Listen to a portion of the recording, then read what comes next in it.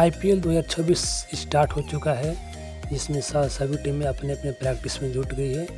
जिसमें आप वीडियो में देख सकते हैं कि चेन्नई सुपर किंग अपने प्रैक्टिस मैच खेल रही है, जिसमें आपको महेंद्र सिंह धोनी, ऋतुराज गायकवाड़, खलील अहमद और शिवम दुबे, संजू सैमसन, आपको सभी खिलाड़ी आपको प्रैक्टिस करते हुए दिख जाएंगे।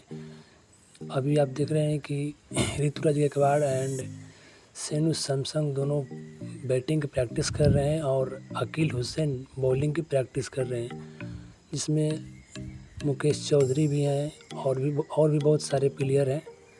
तो आप लोग कमेंट करके जरूर बताइएगा कि इन साल आईपीएल 2026 का खिताब कौन जीतेगा और आप किस टीम को सपोर्ट कर रहे हैं। तो आप लोग कमेंट करके जरूर बताइएगा और वीडियो अच्छा लगा तो चैनल को सब्सक्राइब जरूर कीजिएगा। मिलते हैं नेक्स्ट वीडियो में।